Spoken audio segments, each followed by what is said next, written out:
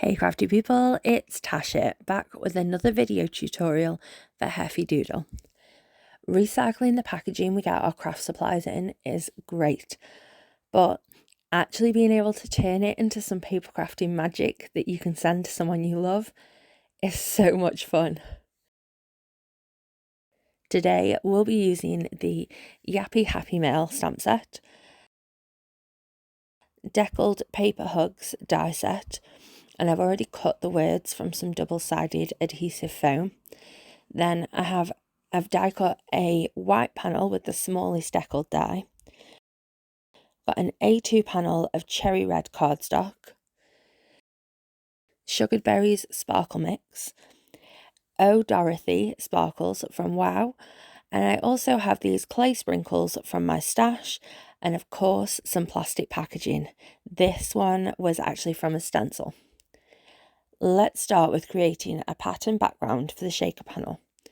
I've got my 4 1/4 by 5 1/2 inch panel of cherry red cardstock, and I'm going to be stamping free range. So that's acrylic blocks rather than a stamping platform of any kind. One huge tip for this is to stamp onto some sort of cushioned surface. I'm actually using my mouse pad from my Mini Misty, but use whatever you have. I don't have the security of being able to restamp as I can in my Misty if I don't get a full image, and having that cushioned surface will help so much with your results when you are stamping free range like this. So I started with the large UK style postbox image, and I'm stamping this several times across my panel in Cranberry Fizz. As always, letting some of those images go past the end of the panel will make it seem like it's cut from a larger piece of pattern paper, and it just gives it a much more cohesive look. After the postbox, I'm using one of the little envelopes from the set and adding these into all of the open spaces between and around the postboxes. I'm twisting and turning the panel, or sometimes my stamp, to get a random mix of directions, because that's how I personally like my stamped pattern paper to look. I'm getting smaller with each image I choose so that I can keep filling in the gaps. So now I'm using the little solid heart. And I only wanted to use these 3 images today, but if you wanted to have more, then you'd just stamp less of each to give you the extra space that you'd need for more images. I thought these images worked perfectly with the theme of sending a paper hug in the form of a handmade card, plus those clay pieces I had in my stash match so well. Leaving that to dry whilst I work on my main sentiment. I've got some scrap paper to lay underneath because I'm going to add some gorgeous sparkles from Wow all over the top of this.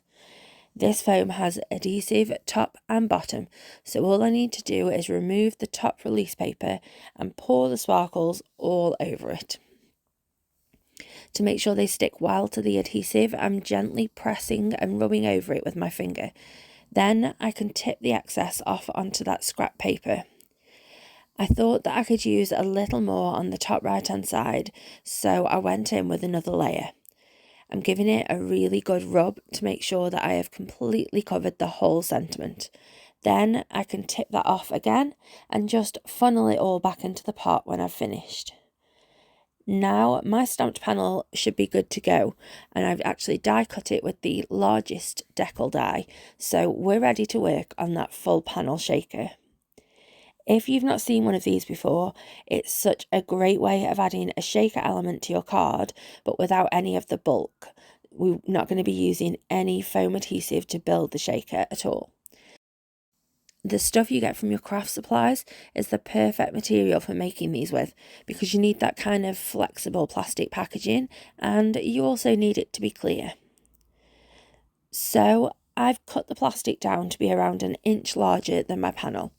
And don't forget that this is just one sheet of plastic, so you'll get at least 2 panels of these from one piece of packaging, which I think is pretty awesome, to be honest. I'm adding double-sided adhesive tape all around the edges on the back of my panel. Now I'm making sure that my panel is roughly in the centre of my plastic sheet, and then I'll cut off some of the corners. You don't want to cut too close or you'll end up with openings that your shaker bits could get out of, but we just want to take out a little of the extra bulk. Now I'm going to pull off the release tape and fold the plastic sheet around to seal 3 out of the 4 sides. We obviously need to keep one side open, which will give us somewhere to add the shaker bits. I'm pulling the edges to make sure it isn't really loose, but you don't want to make it too tight or your contents won't be able to move around very much. Once you have those 3 sides sealed, you can go ahead and trim off any of the excess bulk that you still have in the corners. But again, don't cut too close or you'll have escaping innards. Give the plastic a good press into that adhesive as well to make sure that it's bonded really well. Now you can fill it up with whatever you want to. This type of shaker does work best with flatter type embellishments, like these clay pieces for example, but that also includes sequins and smaller jewels, so Heffy Doodle's sparkle mixes are perfect. I'm using the clay pieces because they fit the theme of the card so well, but I'm adding some extra glam and sparkle with the sugared berries mix too. Here's me incredibly awkwardly trying to tip some in without them getting caught on the adhesive strip that seals the packaging. Don't be like me. Just use a little tray or maybe a bigger spoon that can actually get a decent amount into the panel at a time.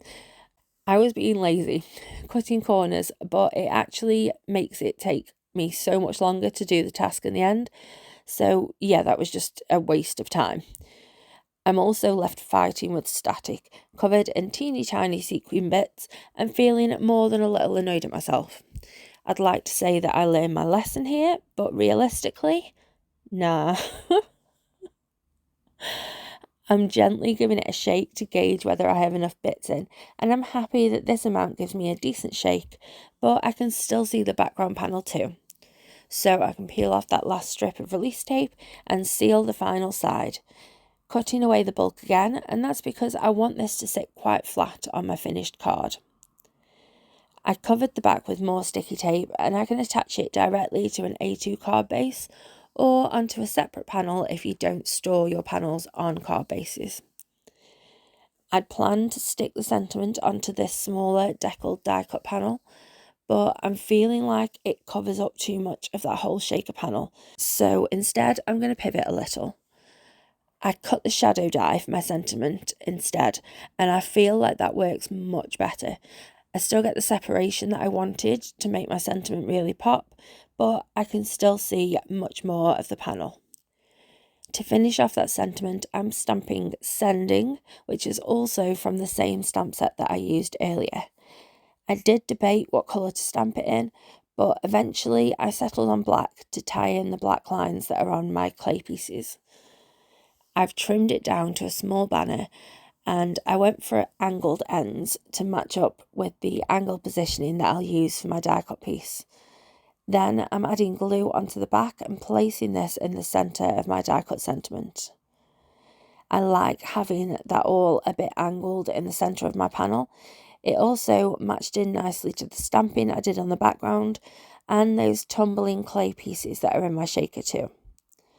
For some extra fun and detail, I'm actually gluing a few of these clay pieces in and around my sentiment.